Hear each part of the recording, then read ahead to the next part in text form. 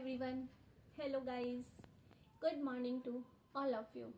My dear friends. मेरे वो सभी स्टूडेंट्स जो मेरे पास ट्यूशन पढ़ रहे हैं, मेरे वो सभी स्टूडेंट्स जो यहाँ से निकल चुके हैं, सभी को good morning and thanks to all of you. अब थैंक्स किस बात की? आपको लग रहा होगा कि आज मैम बहुत अच्छे से सभी को विश करिए, ऐसी बात नहीं है। थैंक यू मैं इसलिए सभी को कहना चाहती हूँ, मेरे सभी व्यूवर्स को, मेरे सभी सब्सक्राइबर्स को, मेरी सारे व्यूवर्स जो मेरी वीडियो को देख रहे हैं, मेरे सभी स्टूडेंट्स, और वो भी जिन्होंने मेरी वीडियो को देखा ना देखा स्क्रॉल कर दिया, उनको भी बहुत बहुत धन्यवाद, क्योंकि मेरे 100 सब्सक्राइबर पूरे हो गए। अब आपको लग रहा होगा कि 100 सब्सक्राइबर में मैम को इतनी ज़्यादा खुशी हो रही है। ऐसी कोई बात नहीं है, मेरे लिए ये 100 सब्सक्राइबर बहुत है, क्योंकि मैंने उम्मीद नहीं किया था कि 2 से ढाई महीने के बीच मेरे 100+ सब्सक्राइबर हो जाएंगे। आज मेरे 100+ सब्सक्राइबर है केवल 2 मंथ्स 15 डेज में। इसमें आपका मोटिवेशन है, आपका सपोर्ट है और आपका प्यार है। मुझे पता है मेरी जर्नी बहुत लंबी है, उससे मुझे कोई फ़र्क नहीं पड़ता है। कहा जाता है ना कि मंजिलें कितनी भी दूर हो, यदि रास्ते साफ हो और रास्तों में बहुत लोगों का हाथ हो, तो फिर मंजिल कभी ना कभी मिल ही जाती है। So once again thanks to all of you. चलिए हम अपने टॉपिक पे आ रहे हैं। आप लोग तो देखे ही होंगे कि जो हमारा थंबनेल है, वो थंबनेल कुछ अट्रैक्टिव है और बहुत ही ज़्यादा क्यूरियस है। आपने उसे जब देखा होगा तो आपके अंदर एक क्यूरियोसिटी आई होगी कि ऐसी क्या चीज़ है जो मुझे कम पढ़ने के बाद भी मेरे नंबर को इंक्रीज़ कर देगी।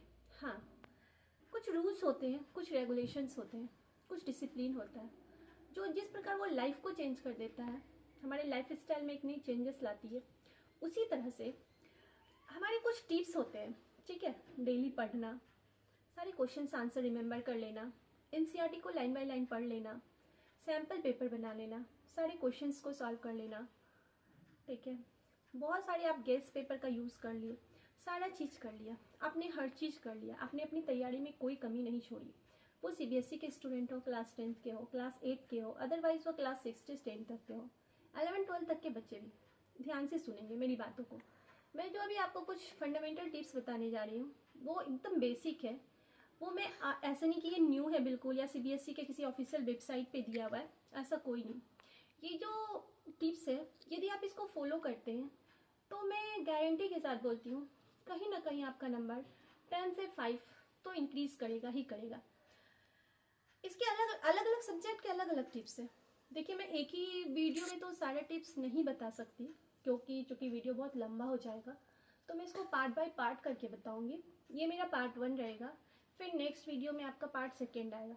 मैं गारंटी के साथ बोलती हूँ, यदि आप इन टिप्स को फॉलो करेंगे, जो भी मेरी क्यों क्राइटेरिया है, आप यदि उसे फॉलो करेंगे, बिल्कुल आपका मार्क्स इंक्रीज होगा। आपने अच्छे से तैयारी कर रखी है, क्या ही है, आपने पूरा क्वेश्चन आंसर पढ़ लिया, सारा चीज़ कर लिया, लेकिन कुछ छोटी छोटी गलतियाँ होती है ना, वही हमें क्या करती है, हमारे मार्क्स को डिक्रीज कर देती है, हमारा परसेंटेज डाउन हो जाता है, हम क्लास में थोड़ा पीछे आ जाते हैं, हमें अच्छे कॉलेजेस में एडमिशन नहीं हो पाता है।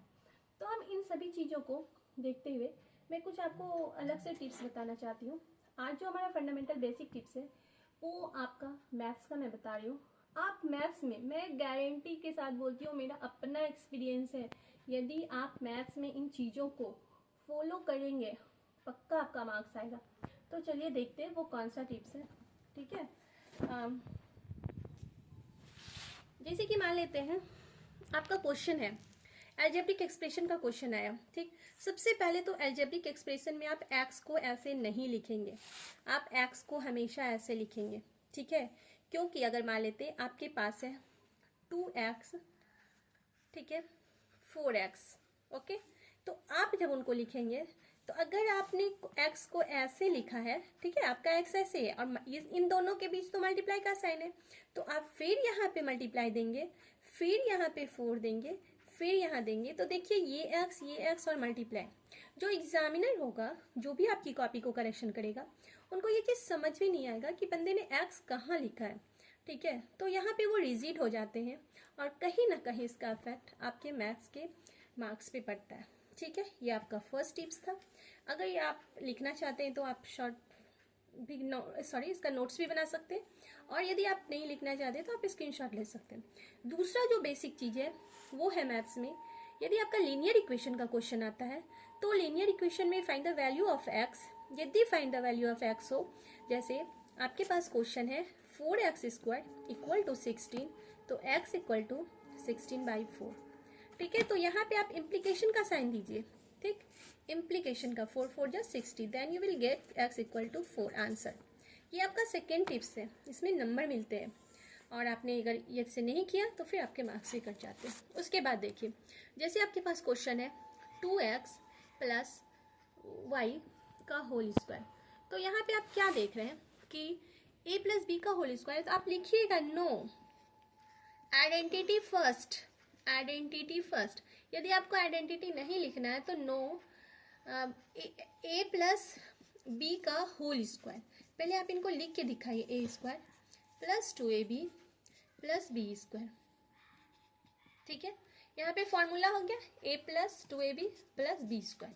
आपने इस फॉर्मूला को, जो आपका कॉपी चेक करेगा सीबीएसई को, ये बात समझ में आ जाएगा, ओ बच्चे को जानकारी है a प्लस बी का होल स्क्वायर, तो आप लिख सकते हैं no we can use this formula a plus B का whole square, then after you can solve this question 2x plus Y का होल स्क्वायर।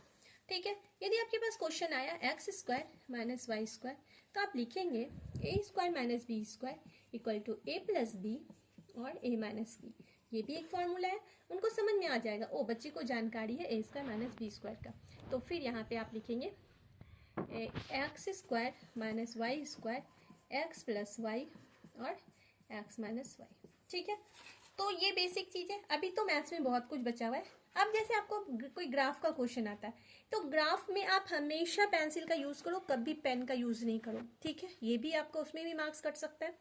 दूसरा और कुछ और भी है, जैसे कि मान लेते हैं आपका कोई एंगल का क्वेश्चन है। ठीक है, ये मान लेते हैं आपने ट्रायंगल बनाया पाइथागोरस थ्योरम का, तो आपका क्या है यहाँ पे, ये भी तो डायग्राम होना चाहिए, वो पेन से नहीं होना चाहिए, पेंसिल से होना चाहिए।